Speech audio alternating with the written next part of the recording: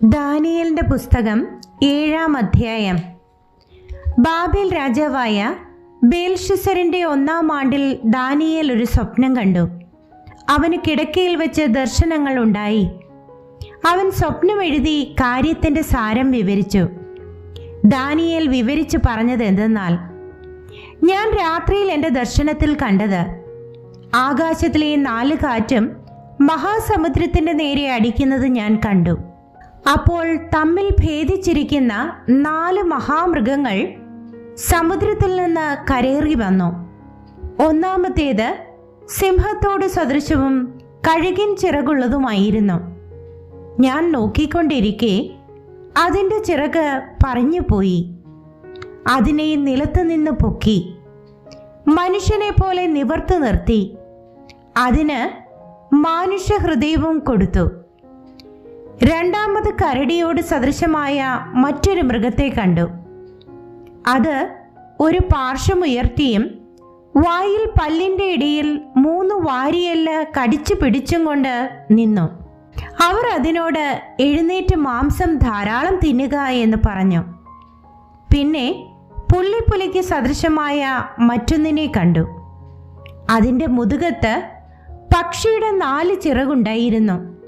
മൃഗത്തിന് 4 തലയും ഉണ്ടായിരുന്നു. അതിന് ആധിപത്യം ലഭിച്ചു.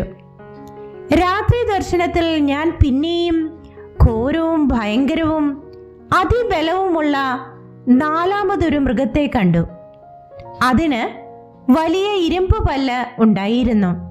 അത് തിന്നുകയും തകർക്കുകയും ചെയ്തിട്ട് ശേഷമുള്ളതിനെ കാൽ കൊണ്ട് ചവിട്ടിക്കളഞ്ഞു. മുൻപേ കണ്ട സകല മൃഗങ്ങളിലും വെച്ച് ഇത് വ്യത്യാസമുള്ളതായിരുന്നു. അതിന് 10 കൊമ്പ് ഉണ്ടായിരുന്നു. ഞാൻ ആ കൊമ്പുകളെ നോക്കിക്കൊണ്ടിരിക്കുമ്പോൾ അവയുടെ ഇടയിൽ മറ്റൊരു ചെറിയ കൊമ്പ് മുളച്ചു വന്നു. അതിനാൽ മുൻപിലത്തെ കൊമ്പുകളിൽ 3 വേരോടെ പറഞ്ഞുപോയി. ഈ കൊമ്പിൽ മനുഷ്യന്റെ കണ്ണുപോലെ കണ്ണും വമ്പു പറയുന്ന വായും ഉണ്ടായിരുന്നു. ഞാൻ നോക്കിക്കൊണ്ടിരിക്കെ അവർ ന്യായാസനങ്ങളെ വെച്ചു. വയോധികനായ ഒരുത്തൻ ഇരുന്നു. അവന്റെ വസ്ത്രം ഹിമം പോലെ വെളുത്തതും അവന്റെ തലമുടി നിർമ്മലമായ ആട്ടുരോമം പോലെയും അവന്റെ സിംഹാസനം അഗ്നിജ്വാലയും അവന്റെ രഥചക്രങ്ങൾ കത്തുന്ന തീയുമായിരുന്നു. ഒരു അഗ്നിനദി അവന്റെ മുൻപിൽ നിന്ന് പുറപ്പെട്ടു ഒഴുകി. 1000 പേർ അവന് ശുശ്രൂഷ ചെയ്തു. 10,000 പേർ അവന്റെ മുൻപാകെ നിന്നു. ന്യായവിസ്താര സഭയിരുന്നു. പുസ്തകങ്ങൾ തുറന്നു. കൊമ്പ് സംസാരിച്ച വലിയ വാക്കുകളുടെ ശബ്ദം നിമിത്തം ഞാൻ അന്നേരം നോക്കി. അവർ മൃഗത്തെ കൊല്ലുകയും അതിൻ്റെ ഉടലിനെ നശിപ്പിച്ച് തീയിലിട്ട് ചുട്ടുകളയുകയും ചെയ്യുവോളം ഞാൻ നോക്കിക്കൊണ്ടിരുന്നു. ശേഷം മൃഗങ്ങളോ അവയുടെ ആധിപത്യത്തിന് നീക്കം ഭവിച്ചു. എന്നിട്ടും അവയുടെ ആയുസ് ഒരു സമയത്തേക്കും കാലത്തേക്കും നീണ്ടുനിന്നു. രാത്രി ദർശനങ്ങളിൽ മനുഷ്യപുത്രനോട് സദൃശനായ ഒരുത്തൻ ആകാശമേഘങ്ങളോടെ വരുന്നത് കണ്ടു. അവൻ വയോധികന്റെ അടുക്കൽ ചെന്നു. അവർ അവനെ അവന്റെ മുൻപിൽ അടുത്തു വരുമാറാക്കി. സകല വംശങ്ങളും ജാതികളും ഭാഷക്കാരും അവനെ സേവിക്കേണ്ടതിന് അവന് ആധിപത്യവും മഹത്വവും രാജത്വവും ലഭിച്ചു.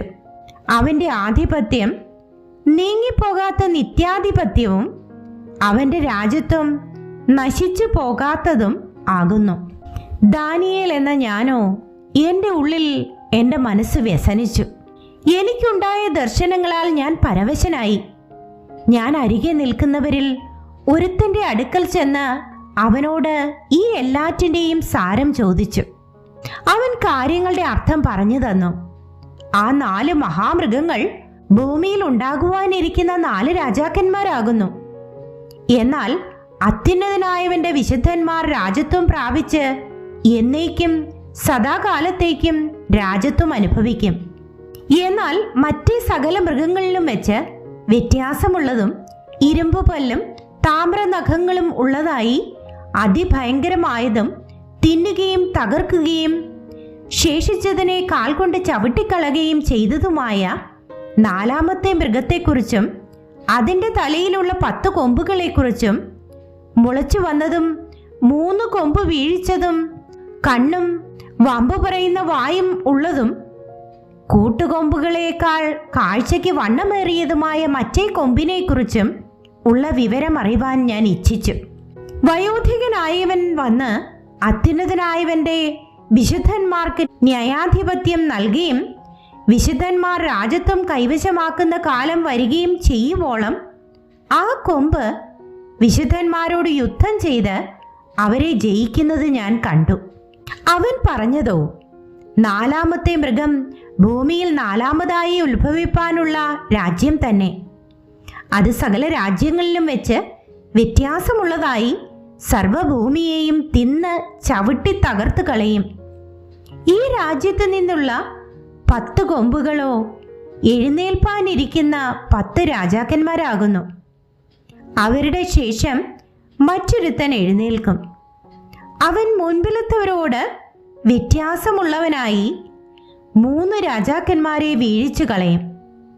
അവൻ അത്യുന്നതനായവന് വിരോധമായി വമ്പു പറയുകയും അത്യുന്നതനായവന്റെ വിശുദ്ധന്മാരെ ഒടുക്കിക്കളയുകയും സമയങ്ങളെയും നിയമങ്ങളെയും മാറ്റുവാൻ ശ്രമിക്കുകയും ചെയ്യും. കാലങ്ങളും കാലാംശവും അവർ അവൻ്റെ കയ്യിൽ ഏൽപ്പിക്കപ്പെട്ടിരിക്കും. എന്നാൽ ന്യായവിസ്താര സഭ ഇരുന്നു കൊണ്ട് അവൻ്റെ ആധിപത്യം എടുത്തു കളഞ്ഞ് അന്തം വരെ നശിപ്പിച്ചു മുടിക്കും. പിന്നെ രാജത്വവും ആധിപത്യവും ആകാശത്തിന് കീഴ് എല്ലായിടവുമുള്ള രാജ്യങ്ങളുടെ മഹത്വവും അത്യുന്നതന്റെ വിശുദ്ധന്മാരായ ജനത്തിന് ലഭിക്കും. അവന്റെ രാജത്വം നിത്യരാജത്വമാകുന്നു. സകല ആധിപത്യങ്ങളും അവനെ സേവിച്ചനുസരിക്കും. ഇങ്ങനെയാകുന്നു കാര്യത്തിൻ്റെ സമാപ്തി. ദാനിയേൽ എന്ന ഞാനോ എൻ്റെ വിചാരങ്ങളാൽ അത്യന്തം പരവശനായി എൻ്റെ മുഖഭാവവും മാറി. എങ്കിലും ഞാൻ ആ കാര്യം എൻ്റെ ഹൃദയത്തിൽ സംഗ്രഹിച്ചു വെച്ചു.